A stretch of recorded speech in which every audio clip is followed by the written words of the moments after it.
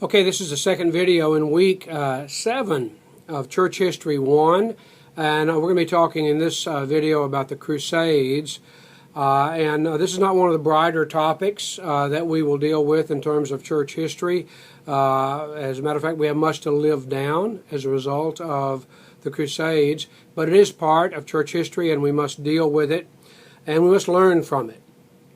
The last video that I did, the first video for week 7, we talked about Christendom. And Christendom is the welding together of church and state, the spiritual and the political. Whenever you have that, you must have something of a militaristic type of Christianity. Well, the direct results of that is something like the Crusades. And what happened with the Crusades, as you probably know, is that from Christian Europe, where Christendom existed, there was an endeavor to retake the Holy Lands from the Muslims. Now, I have not yet dealt, or have not in the past dealt with the entire idea of the rise of Islam. So let's just back up for a moment and look at that. 622 A.D., the area of the world now called Saudi Arabia, there was a young man by the name of Muhammad who was obviously brilliant. He was not unusual insofar as his occupation. I think he worked for a woman, widow. He ultimately married her, but he began spending time in a cave in meditation, and claimed that God had visited him through an angel. And he began to write down, to recall that which the angel said to him. Thus was the birth of Islam, and it spread rapidly. And it spread so rapidly, and with the decline of the Roman Empire, it was pretty easy going. They were militaristic, they were advancing, and they took Jerusalem, and they took the Holy Lands. And so that brings us up to the 11th century, and Pope Urban II in France, he begins to preach about retaking the Holy Lands. And let me read to you what he did. It's something of a camp meeting, something of a retreat that took place in France during those days. And this is a direct quote. I say to those of you who are present, I command that it be said to those who are absent. Christ commands it. All who go thither and lose their lives, be it on the road or on the sea, or in the fight against the pagans, will be granted immediate forgiveness of their sins. Thus I grant to all who will march by virtue of the great gift which God has given me. And he's talking, of course, about retaking Jerusalem. And so thus began a movement in Christianity called the Crusades. 7 Crusades totally take place. The first was the most successful in July 15th, 1099, Jerusalem was retaken.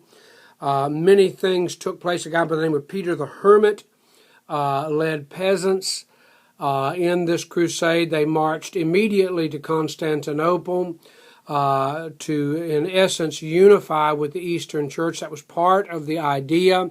The Eastern Church was crying out for help. With the rise of Islam, great pressure had been placed on the Eastern segment of Christianity. Ultimately, the East would fall. Constantinople would fall to Islam, but there was a cries to the West for help. Please help us. And so they marched directly to Constantinople. This was not, however, an organized army. This was basically peasants. This was people who didn't have anything else to do. Perhaps they were criminals who thought, this is my only chance to get to heaven. This was certainly not a force that was to be reckoned with. They stumbled their way all the way to Jerusalem. But in process, there were knights that did become part of the endeavor, and Jerusalem was won. Shortly thereafter, the Muslims under Saladin took Jerusalem back, so therefore here comes a second crusade, third, fourth, fifth, sixth, seventh crusade, and with each of these crusades there is a lessening of intensity, there's a lessening of ability, there's a lessening of success, and finally it basically just runs out of steam. And in the process accomplishes a number of things. There is one, I'll get to that in just a moment. There is one last crusade which is frankly pitiful and detestable. It may have been noble in its idea, but in 1212 there was something called the Children's Crusade, which is basically teenagers, 10-year-olds, 11-year-olds, and it was determined that since by force Jerusalem could not be taken, let's let it be done by the children. After all, Jesus said, of such is the kingdom of heaven, these are the pure at heart, and they will march into Jerusalem, and it will be a display of the glory of God, how the weak can overcome the strong. And the result of that was the loss of an entire generation. Children who either died in journey, were taken into slavery. Certainly it was not a success. So 7 crusades, 8 if you want to count the Children's Crusade. What was the result of this? Here's some of the things that happened en route.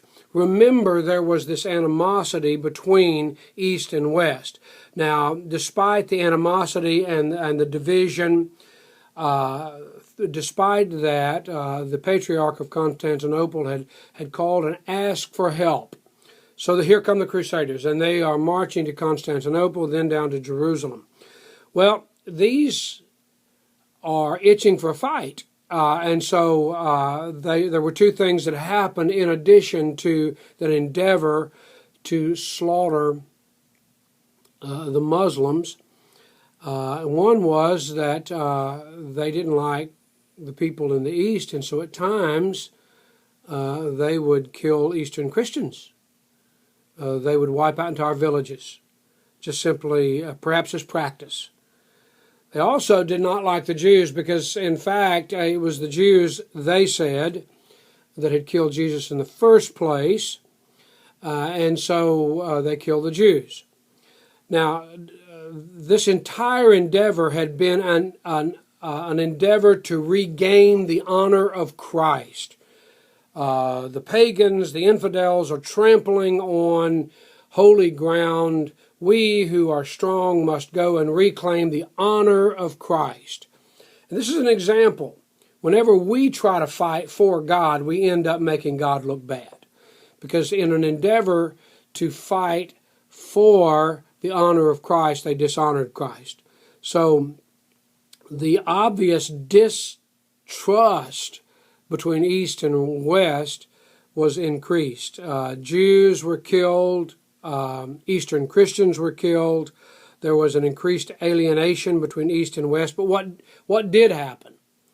Those are the bad things that happened. What happened that were in fact building blocks, and one was the enhanced strengthening of the papacy. The Pope could pull this thing off. There was an increased sense of apologetic concern to defend the faith against the intellectual onslaughts of Islam.